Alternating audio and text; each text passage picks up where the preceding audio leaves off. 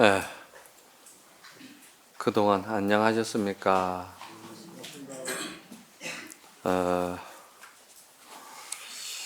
지금 여러분들과 함께 금강경 구경무화문을 지금 하고 있습니다. 그런데 이 구경무화를 잘 아셔야 됩니다. 그래서 부처님의 팔만장경에 가장 요지가 될 수 있고 가장 중요한 핵심이 될 수 있는 종지가 있다면은 이 무아를 알아야 됩니다. 우리가 이 무아를 알기가 대단히 어렵습니다. 그러니까 부처님께서도 아함 12년, 방등 8년 이렇게 설했지만은 이 반야부 경전에 와서는 21년을 설한 것은 이 무아를 이해시키기가 어려운 것이죠. 결국은 이 무아는 무엇이냐? 이 무아는 공사상을 드러내는 겁니다.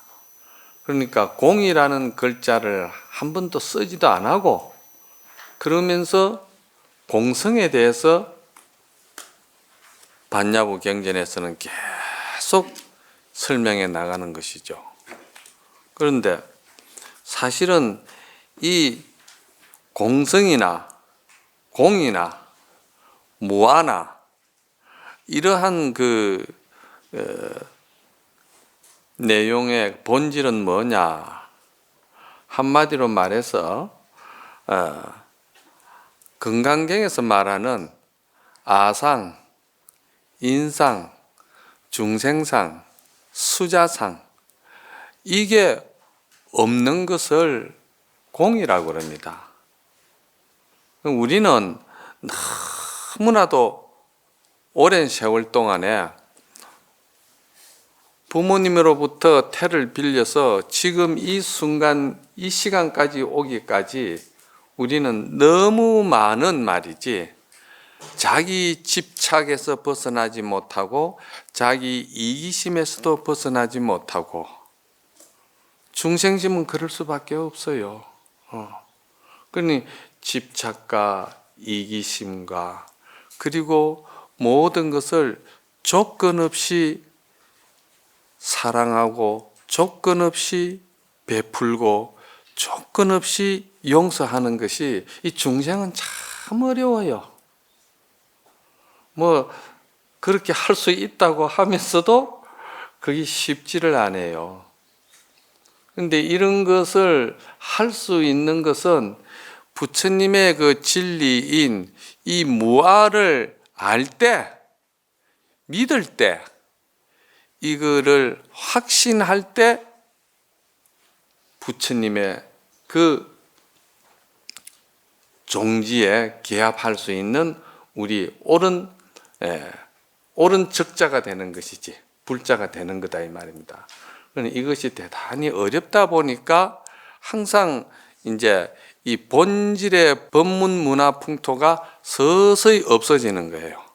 없어지면서 이제 우리가 그냥 일반 인연법이라든지 또 근성징악 선을 근하면서 마음에 이고등락하는 보편적인 우리 어떤 그런 도덕적이고 또 교양적이고 이런 법문으로서 문화풍토가 이제 계속 이제 자리를 잡는데 사실은 그것이 알고 보면은 본질을 알고 그런 방편 법문을 들었을 때 그것이 대단히 유용하고 의미가 있겠지만은 본질을 모르고 그것을 들으면은 어떻게 되느냐? 부처님 불법이 말이지 본래 그 본질이 본래 핵심이 그러한 정신이 거기에 머물고 거기에 있는구나 이렇게 생각할 수 있어요. 그러니까 본질을 잘 알고 방편을 쓰는 거하고 방편이 목적이 돼가지고 그냥 방편으로서 그냥 끌고 나가는 거하고는 다르다는 것이죠. 그래서 제가 항상 그러잖아요.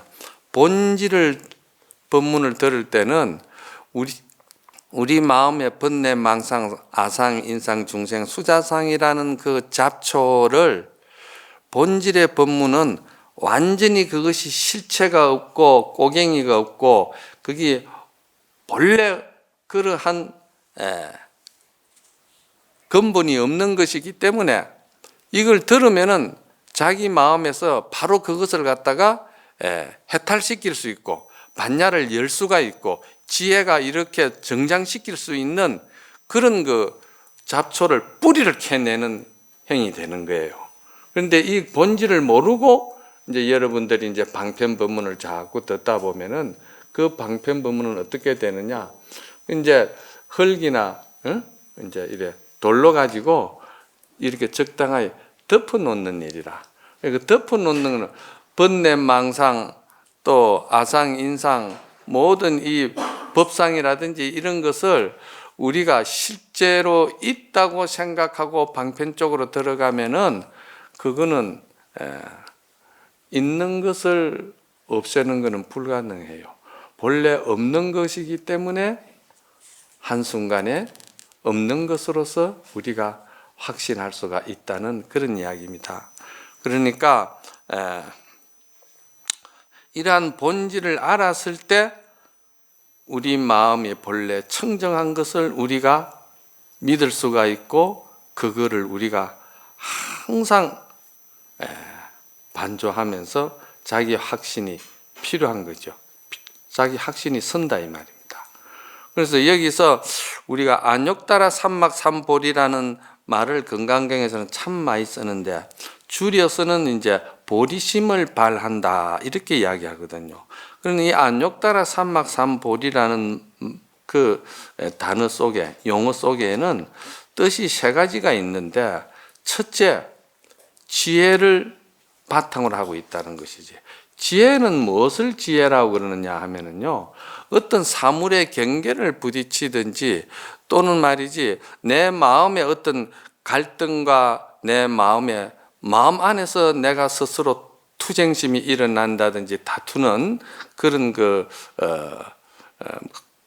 갈등이 생긴다든지 이런 것이 일어날 때 이것이 본래 실체가 없다고 잘 관하고 믿고 그것을 행하는 그런 그 기운이 그게 지혜입니다. 그게 지혜예요. 막연하게 그냥 지혜하니까 지혜가 뭔가 이렇게 생각지 말고 그 자기 내면의 자기 어떤 생각을 쫓아가지 아니하고 근본 그 참 성품의 기운을 찾아가는 거. 이걸 지혜라고 그러는 거예요. 그런데 이제 비라는 것은 모든 생명이 다 그와 같이 보편화되어가 있고 그렇게 본래 당연하게 되어가 있는 사실인데 이것을 믿지 아니하고 이것을 받아들이지 않는 것이 안타깝다. 그래서 그것이 안타까운 것이 그게 이제 슬프다 이 말이지. 그렇지 않겠어요? 저 사람은 본래 참으로 대단한 부처의 성품을 갖춘 사람인데 졸부로서 또는 말이지 탁한 마음으로 또는 말이지 그런 상처 주고 살생하는 마음으로 이것이 계속 이렇게 마음을 쓰고 있다는 것을 볼 때는 쳐다보면은 마음이 아프다 이 말입니다. 연민스럽다 이 말입니다. 이제 우리가 여러분들에게는 지금 당장 그런 일들이 현실에 안 일어나니까 좀 이렇게 겉도는 이야기일지는 몰라도 예를 들어서 가장 눈에 넣어도 안 아픈 자식이 말이지 어느 날 일로 저질고 사람을 죽이고 무슨 큰 문제를 일으켰을 때 그 부모가 이런 법문을 들었을 때는 나 자신보다도 내 자식이 저런 마음 다스리는 법을 일찍이 좀 알고 들었으면은 저 자식이 저 지경까지 가지 않을 수도 있을 텐데 하는 아주 절감이 오죠. 이런 절감이 와야 법문도 자기 것이 되는 거예요. 그렇죠? 그리고 이제 그러기 때문에 마지막에는 원이 있는데 그 원은 우리가 이 생명이 이 세상에 왔을 때는 뭔가 의미가 있고 이 세상에 왔을 때는 뭔가 해야 할 일이 있어서 이 세상에 온 거거든, 이 생명이. 그러면 이 생명이 이 세상에 와서 해야 할 일이 뭔가? 그거를 우리가 잘 생각해야 돼요. 그럼 그것을 잘 생각해 보면은 결국은 어디로 기착이 되느냐면은 부처님 말씀에 모든 생명들은 서로 상호 간의 관계 속에서 그 생명은 삶을 유지하고 그 생명이 유지해 가고 있다는 거예요. 그러니까 관계라는 이거 대단히 중요한 거예요.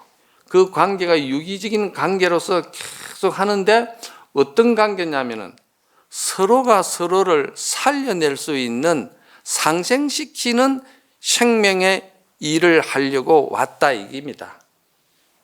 그런데 우리가 서로가 서로를 반목하고 대립하고 미워하고 질투하고 그러면서 상처 주고 이런 생명의 일을 하러 우리가 온 것이 아니지 않습니까? 이런 것들이 이제 본질의 이야기를 드러내는 이야기입니다. 그래서 이러한 것을 우리가 뭐라고 하냐, 저는 이것을 갖다가 보현보살의 원력을 성취하기 위해서 우리는 여기 왔다. 이렇게 이제 제가 말씀을 드린 거예요. 그러면 그 앞전에 지혜라든지 또는 연민스러워서 그런 거 하는 이런 거는 다 뭐냐면은 이거는 보리라는 지혜를 우리가 본래 갖추고 있다는 거.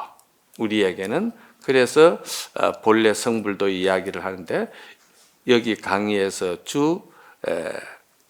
주제로 나가는 것이 문수 보현으로 나가는 거예요. 이런 걸 잘 들으셔야 돼요. 왜냐하면 이제 새로운 보살님들이 또 자꾸 계시고 이러기 때문에 내가 이제 이 이야기를 자꾸 하는 거예요. 그래서 구경에 무아를 모르고서는 중생교화도 할 수가 없고 무아를 모르고서는 사랑을 해도 사랑이 뭔지 그 사랑의 본질을 모른다는 거예요. 우리는 이 사랑이라 하면은 상대적인 사랑이지 않습니까? 내가 너에게 이만큼 베풀었으니까 너도 나에게 그만큼 돌려달라. 그렇지 않을 때는 서로 마음이 상하고 갈등이 생기고 아프다 이 말입니다. 그런데 여기서 말하는 그 사랑은 그런 것이 아니에요. 보인의 사랑은 그냥 아까도 말씀드렸지만도 조건도 없고 이유도 없고 아무 생색도 없고 그냥 상생시켜 주는 거예요. 그냥 그 생명을 행복하게 만들어 주는 거예요.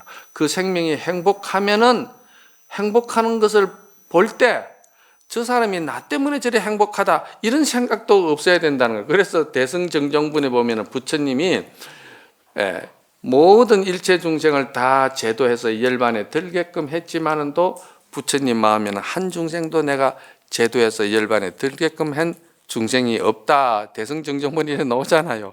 그게 이제 알고 보면은 만약에 부처님도 내가 이러한 선한 그런 마음과 자비스러운 그리고 조건 없는 사랑으로 인해 가지고 저 사람이 마음에 안락을 얻고 평화를 얻었다고 생각을 하면은 부처님도 아상, 인상, 중생, 수자상에 떨어지는 중생밖에 안 된다는 것이죠.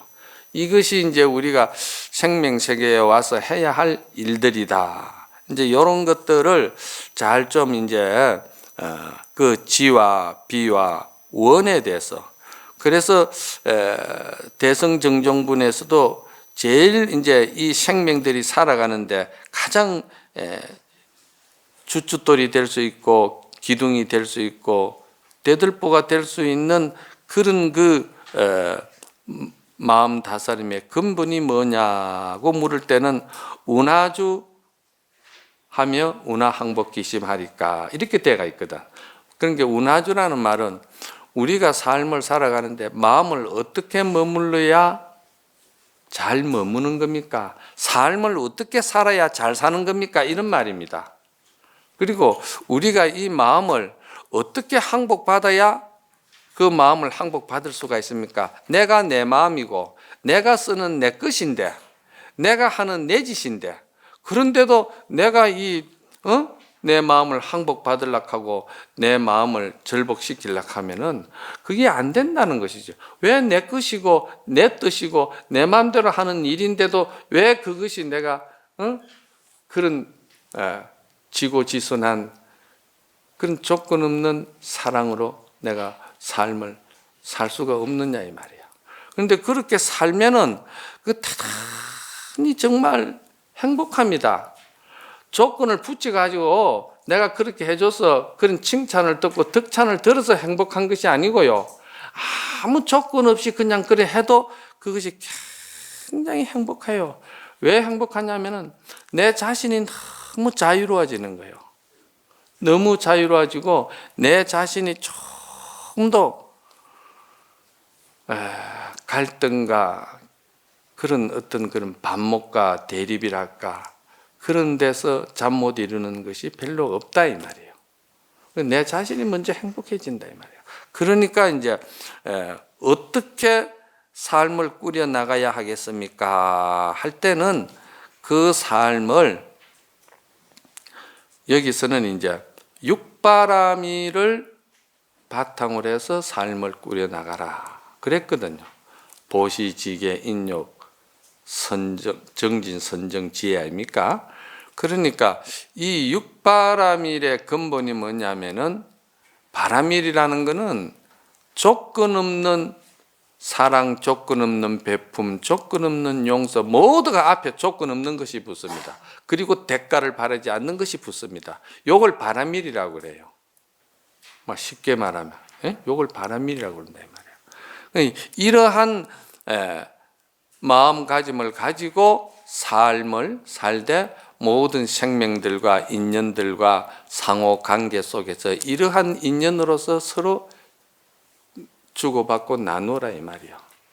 이제 여기 육바라밀의 근본 뜻이고 그냥 그 마음을 어떻게 항복받아야 됩니까? 할 때 그 마음 항복받는 거는 아까 아상, 인상, 중생, 수자상이 본래 실체가 없고 근본이 없고 꼬갱이가 없고 영원 불변성이 없는 불교적으로 말하면 자성이 없는 것들인 것이기 때문에 허공의 아지랑이와 같은 것들이기 때문에 그건 그렇게 생각하면 그냥 그 자체가 없어지는 거니까 그것이 항복받는 것이다 이 말이에요. 그래서 그게 항복이 되는 것이지 그렇지 않고 어떻게 그게 항복을 할 수가 있습니까? 생각해 보세요. 내 속에 난 내 자식도 항복시키려고 한 게 항복이 됩니까? 안 되잖아요. 부부간에 서로 살을 맞대고 말이지 삶을 같이 살고 죽음도 같이 하자고 원을 세웠어도요 그거 하나 항복시키려고 해도 그게 안 되잖아요. 그거 안 됩니다. 그거 왜 안 됩니까? 법을 알아야 그게 항복이 되는 자연스럽게 되는 거예요. 법을 알면은 법을 모르면은 그게 억지로 그래 하려고 하는 데서 되는 게 아닙니다. 그래서 이 법리를 먼저 알아야 된다. 이거를 저는 정견이라고 그러잖아요. 저는 이런 이야기를 자꾸 합니다. 1000번이라도 자꾸 해야 됩니다. 하면서 여러분들도 자꾸 그것이 익어서 그냥 그것이 자연스럽게 이렇게 마음에 습해 들어가야 됩니다. 그래서 우리가 수행하는 길도 알고 보면은 여러 가지 길이 있지 않습니까? 수행 길이 참 많습니다. 참선도 있고 하두 공부도 있고 명상 공부, 윗바사나 기도, 염불, 봉사 얼마나 많습니까? 이런 모든 것이 하는 목적이 뭡니까? 목적이 내 마음의 괴로움을 없애고 영원한 행복, 내 마음이 영원히 행복하게끔 안락하게끔 그걸 목적이 돼서 하는 거거든요. 그런데 그것을 그렇게 성취하려면은 지금 말씀드린 이런 정견이나 이 근본 무아, 이 무아를 알고 이렇게 공부를 하셔야만이 여러분들이 성취할 수가 있고 결국은 성불할 수가 있고 깨칠 수가 있다 이 말입니다.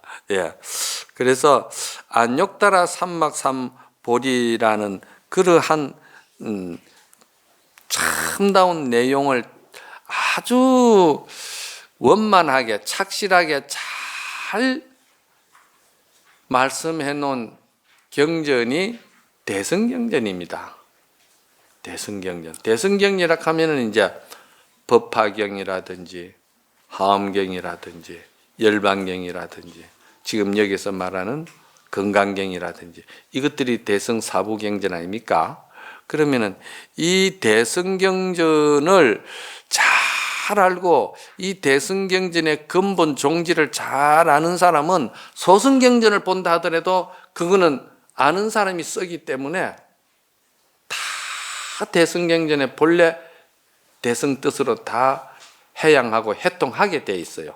그래서 제가 이런 거를 저는 삼류소설을 보고 이야기를 한다든지 또 삼류소설 무슨 이런 잡지를 보고 이야기를 한다 하더라도 그 사람은 부처님의 팔만장경의 종지를 알고 그 근본 뜻을 잘 알고 그걸 보고 이야기를 하는 사람은 잡지에도 그렇고 소설도 그렇고 다 부처님의 말씀으로 다 돌릴 수가 있다 이 말입니다. 그러니까 이 근본 종지가 대단히 중요한 거 아닙니까? 그래서 서두에 먼저 제가 이런 말씀을 먼저 드리고 그리고 이제 오늘 본문으로 들어가도록 하겠습니다. 381페이지를 한번 보세요. 수보리야, 그대는 어떻게 생각하느냐? 열애께서 연등 부처님 처소에 계실 때에 올바른 깨달음이란 법을 얻은 것이 있겠느냐? 이 말은 안욕따라 삼막삼보리라는 법이 있어서 안욕따라 삼막삼보리를 얻었느냐? 연등 부처님에게 서가모니 부처님이 수기를 받았느냐? 이 말씀입니다. 그러니까 이 말은 법이 있어서 그 법을 연등불로부터 서가모니불이 받았느냐 이 말이거든요. 그러니까 수보리가 뭐라 하시냐면 아닙니다. 세존이시여. 수보리는 공에 너무 밝으니까 아닙니다 그러는 거예요. 법이 있어서 연등불의 부처님에게 서가모니 부처님이 법을 받았다 하면은 그러면은 연등불도 그렇고 서가모니 불도 그렇고 아상인상 중생 수자상에 빠져가 있는 것이다 이 말이야. 그럼 법이 아니다 이 말이요. 참 진리의 법이 아니다 이 말입니다. 그 말입니다. 세존이시여, 제가 부처님께서 말씀하신 뜻을 이해하기로는 부처님께서 연등 부처님의 처소에서 안욕따라 삼막삼보리 올바른 깨달음의 법을 얻은 것이 없습니다. 그랬거든요. 왜 얻은 것이 없느냐? 아상인상 중생수자상이라는 것이 본래 없는 것이기 때문에 없는 것을 내가 얻으려고 한다고 해서 그게 얻어질 수도 있는 것이 아니고 없는 것이기 때문에 없는 것을 있게 만든다고 해서 그게 만들어지는 것도 아니다 이 말이야.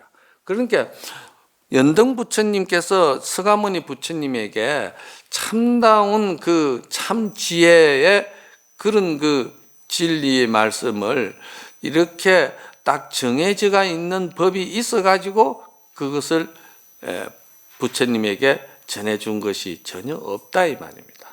없다.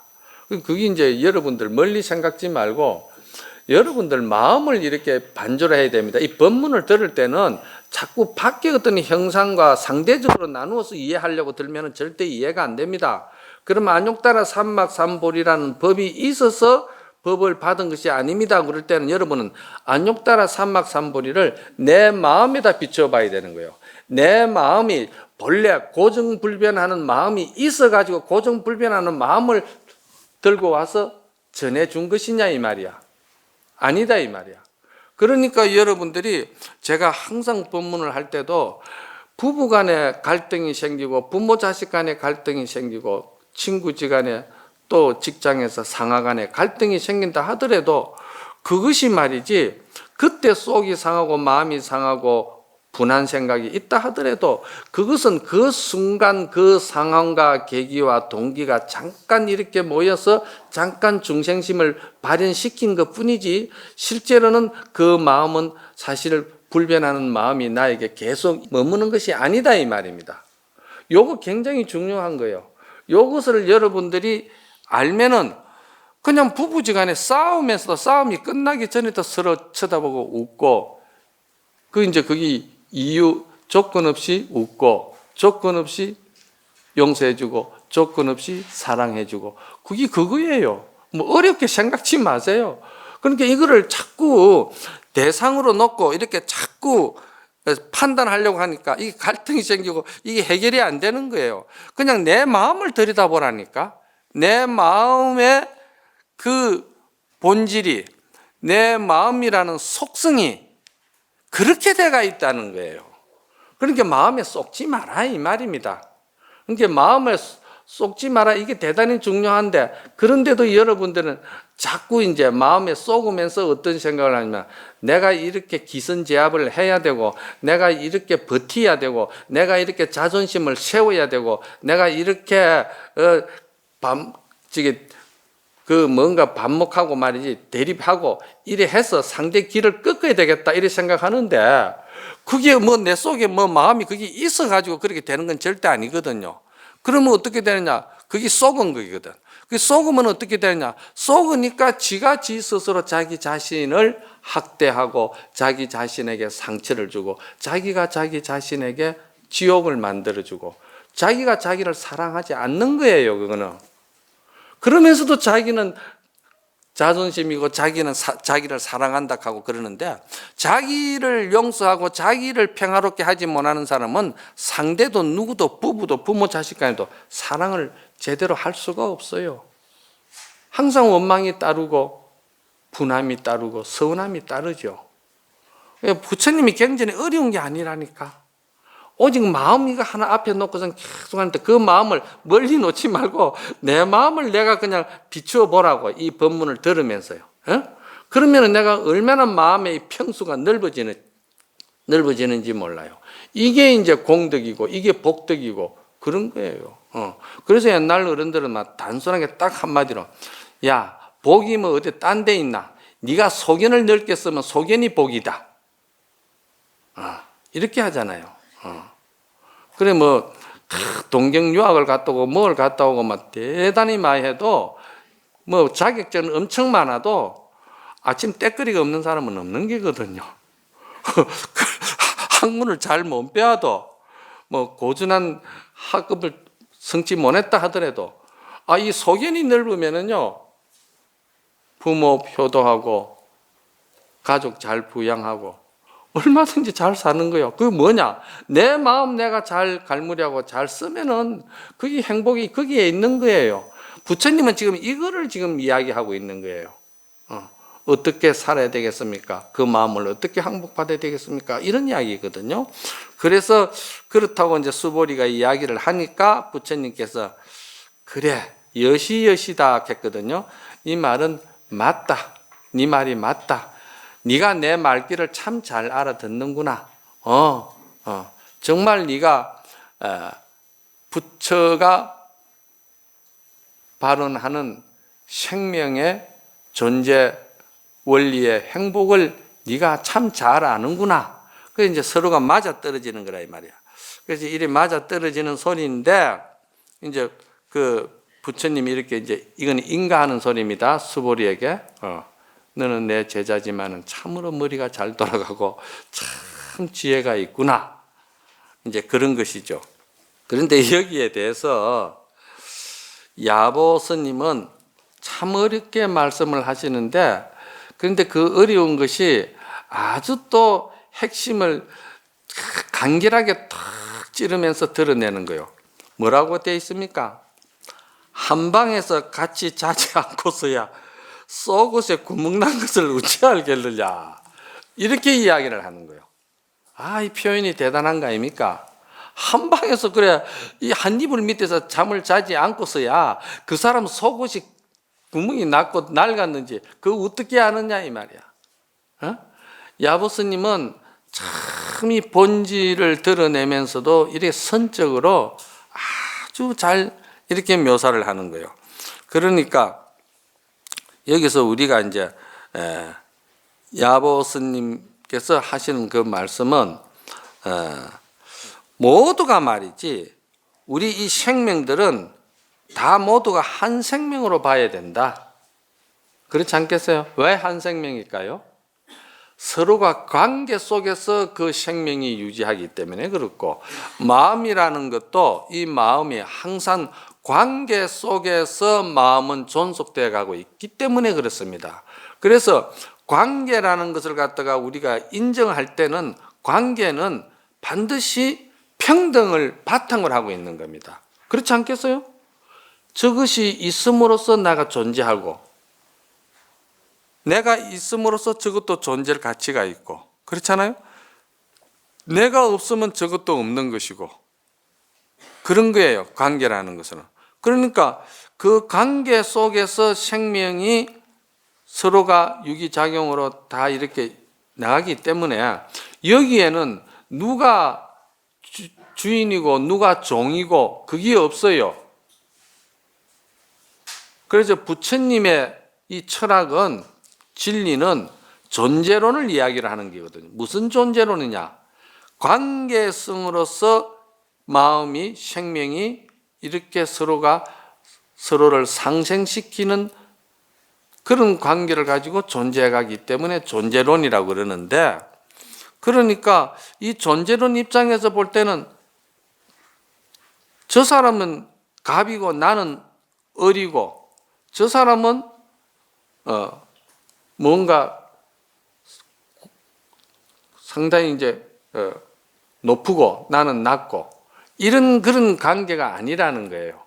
생명 관계는 다 그렇다 이 말이야. 그러면 이것을 우리가 좀 더 구체적으로 보면은, 부부 간에도 당신은 내 거야, 그게 되겠습니까? 안 되잖아. 요즘도 그런 생각하는 사람들이 있을까? 없겠죠. 이거는 요즘 이거는 안 가르치도 아마 안 가르치도 스스로 다 터득했을 거야. 아이고 이건 내 것이 아니구나 하는 거. 그러니까 이게 말이죠. 이게 뭐냐면은, 이게 정말 민주주의고, 이게 정말 평등이고, 이게 정말 서로가 서로를 자유롭게 해주는 거예요. 요즘 뭐 또 TV 그런 것도 나오대요. 사랑한다는 이름 아래서 데이트 폭력을 한다. 사랑한다는 이름을 가지고 서로가 간섭이 너무 지나치다 이 말이야. 깊이 들어온다 이 말이야. 그러면 그게 사랑이 아니죠. 그렇잖아요? 그걸 그렇게 관리를 하려고 하니까 나도 얼마나 고통스럽고 괴롭겠습니까? 그 사람 하나 관리하고 지키려고 하는 게 얼마나 괴롭고 스트레스 받겠습니까? 그거는 행복이 아니에요. 그러니까 관계라는 거는 그래서 평등한다. 평등한 것이 이게 어디서 나오느냐?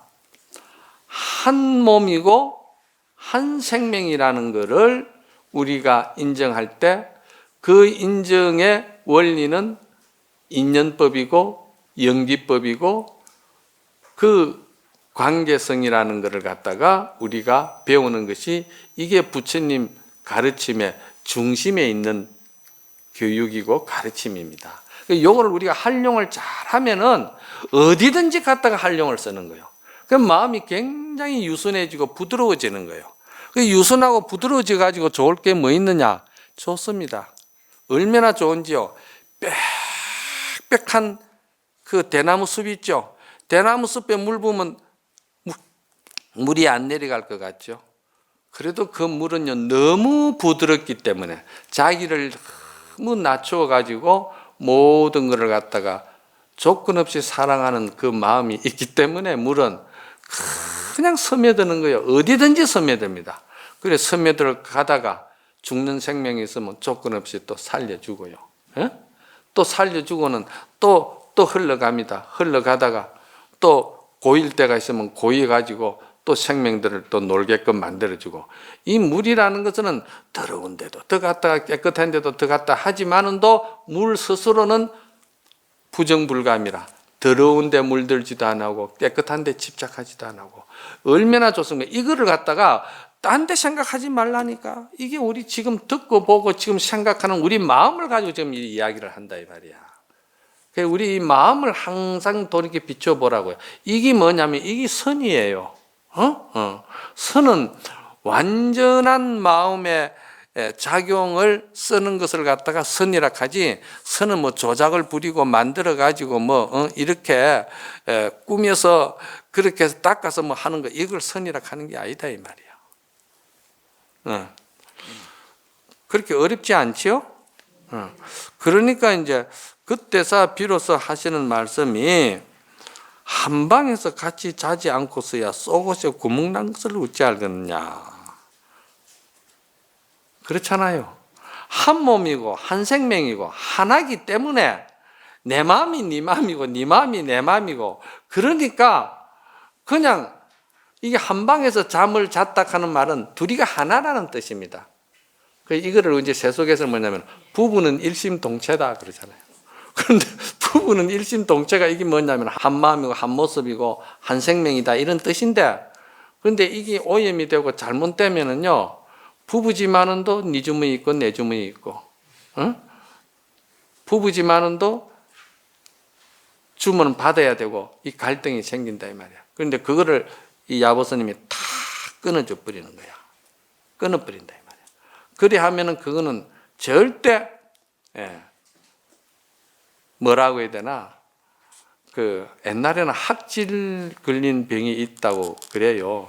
근데 그거는요, 알고 죽는 병처럼 그거는요 그냥 하루 걸린 병이 도지는 거예요. 그렇듯이 이 법을 모르면 마음 쓴다고 잘 써도요, 하루 걸리 부부간에 싸우고 하루 걸리 갈등이 생기고 하루 걸리 변심이 생기는 거예요. 그게 얼마나 좋은 법입니까? 이걸 이렇게 받아들이면 그만큼 내한테 먼저 행복이 있다니까요. 자, 그 다음에 한번 봅시다. 383페이지를 보면은 북을 치는 사람과 비파타는 이가 서로 만나 함께 모인 집안이 되니 그대는 버드나무 언덕으로 가고 나는 강나루 모래 끝에서 잠을 잔다. 강물 위로 해질 무렵 가랑비가 지나가니 산봉우리 푸른 빛에 저녁 노을이 걸렸다다. 참, 이 야보스님의 이 주석이요, 이런 데 와가지고는 정말 어려워요. 이게 야보스님이 아주 특징이에요. 여기서 한번 생각해 보세요. 북치는 사람과 비파 타는 이가 만났다. 이 말은 수보리와 부처가 잘 만났다 이 말이야. 수보리와 부처가 아니면은 이 말을 누가 서로 주고받고 장구치고 북치고 이렇게 잘 하겠느냐 이 말이요. 이게 소견 좁고 아상인상 중생상이 있고 자존심이 있고 그리고 욕망 욕심이 깡 있으면은 이게 수보리는 수보리대로 부처님한테 버굴락하고 부처님 이길락하고 부처님 말 안 들으락하고 지가 잘났다고 지 생각 가지고 살라고 수보리는 덤빌 끼고, 부처님은 부처님 생각으로 이놈의 자식아 그게 아니다 하고 서로 이제 그래 되면 그게 북이 되고 비파가 되겠습니까? 화음을 못 이루는 거예요. 그런데 이게 참 자연스럽게 되는 거라. 이거를 옛날에는 백아와 종작이라는 비유를 많이 하죠. 백아가 금문고를 잘 탔거든요. 백아와 금문고를 아주 잘 탔는데 백아가 금문고를 탈 때는 아주 청산봉우리에 백운이 희가마 돌아가는 것을 쳐다보고는 그 도레미파 솔라시도 없는 그 음을 가지고 그 상상하면서 그 금문고를 타는 거예요. 그러면은 종자기가 친구야, 정말 그대가 타는 그 풍광은 너무 아름답구나. 비 지나간 뒤 운무가 돌아가면서 그러면서 참 뭐라고 그래, 거기다 좀 더 이제 무지개까지 비친다든지 참 아름답구나 이렇게 이야기하는 거예요. 그러면은 이제 또 백아가 참 바다 운무를 생각하면서 또 금문고를 타면은 그 종자기가 친구야, 그대는 참 변화무쌍하구나. 어쩌면은 말이지 그 한순간에 바다 운무로 들어가가지고 또 그렇게 그 전혀 백아가 그런 말도 없고 이야기도 없는데 종자기가 그걸 아는 거예요. 그걸 우리가 이제 뭐라 합니까? 이신전심이라 합니까? 부부가 그래도 정도가 되려면 이 정도는 돼야 안 될까? 스승상자 간에도 되려면 뭐 이 정도는 돼야 안 될까? 그리고 보살님하고 우리 신도님하고 스님하고도 법문을 하면은 그래도 뭐 이 정도로 통해야 안 되겠어요. 그러니까 이게 이제 푹 치고 장구 치고가 잘 맞다 이 말입니다. 이게 그러니까 가족도 그렇고 모든 우리가 삶이 인연관계가 이렇게 푹 치고 장구 치고 배가와 종자기와 같이 이렇게 돼야 된다는 거예요. 그래서 어느 날 그 종자기가 죽었어요. 종자기가 죽고 나니까 배가가 그 검은고를 부숴버렸다 그러잖아요. 세상에 내 소리를 전부 다 이제 말로 가지고 이야기를 해서 그네서 뭐 이렇게 조작을 해서 이해를 시켰는데 부부도 마찬가지 아닙니까? 당신 좀 그러지 마라. 나 그거 제일 싫어. 내 원하는 대로 좀 해. 왜 또 당신 고집대로만 하려고 그래? 이래 되면은 그게 어렵잖아요. 그렇잖아요? 알아서 해야 될 일이지. 그렇잖아요? 그렇게 이게 이제 뭐냐면은 수보리와 부처님과의 대화가 그렇고 배가와 종자기와의 대화도 그렇다 이 말입니다. 그런데 여기에 참 어려운 것이 뭐냐면은 그대는 버드나무 언덕으로 가고 나는 강나루 끝 그 모래 틈에 있다 이래 있거든요. 그런데 여기서 그대는 말이지 버드나무 언덕으로 갔다 하는 것은 이걸 제가 항상 말하듯이 그대가 버드나무 언덕으로 간다는 말은 이건 무슨 말이냐면은 보현행운을 말하는 거예요. 이게 이제 어려운 거야. 야보스님의 이 비유법이 굉장히 어려운 거야. 이게 그냥 보현행운으로서 이렇게 말씀을 쭉 하면 되는데 선은 이렇게 설명을 안 합니다. 선은 이렇게 설명을 하면 그냥 이해하는 것으로 끝나고 실천을 안 하고 정진을 안 하기 때문에 선은 교육 방법이 다르다니까. 그래서 선은 이렇게 딱 이 이치와 생각과 이 모든 이런 거를 갖다가 따라가는 것을 끊어버리는 거예요. 추리를 끊어버리는 거예요. 그런데 이제 이거를 이제 사실은 이제 이야기를 안 하면 너무 답답해 여기니까 이게 일종의 설파인데 설파를 하는 거예요. 그럼 뭐 설파를 해본들 뭐 여러분들이 이제 여러분 몫이니까 여러분 원력대로 실천은 여러분한테 있는 거니까. 그럼 이게 왜 그러냐 하면은 이게 말이죠. 버드나무 밑으로 간다는 거는요. 연인들이 헤어질 때 버드나무 밑에서 많이 헤어져요. 사랑을 나누는 것도 버드나무 밑에서 많이 나눠요. 그게 왜냐하면 중국에 그 대단한 그 시인들은요. 이런 이별의 노래를 버드나무에서 많이 해요. 버들잎을 따물고 버들잎을 건네주면서. 이건 뭐냐면은 보현행운을 말하는 거야. 보현행운은 그대로 육바라밀을 실천하고 사랑을 하고 이별을 하고 또 뭔가 용서를 하고 또 뭔가 서로가 서로를 이렇게 이해해주는 이런 거 있잖아요. 이런 것이 보현의 사랑으로 하는 것을 갖다 이렇게 표현을 한 거야. 이걸 누가 이해를 하겠노? 그죠? 그리고는 그 다음에 나는 말이지 강나루 모래 끝에서 잠을 잔다. 강나루 모래 끝에서 잠을 잔다는 것은 이게 문수의 지혜를 말하는 거예요. 강나루 모래 끝에서 잠을 잔다. 이거를 이제 우리가 왜 어떻게 봐야 되느냐 하면은 지금 말이지 야보스님은 그 모든 그런 그 자연을 빌려 가지고 우리 마음의 경지를 마음의 보현행운과 문수지혜와 이런 그 모든 그 사랑과 자비와 동사섭 함께 사랑을 나누고 아픔을 나누는 이런 것들을 자연을 빌려다가 이야기를 하는 거예요.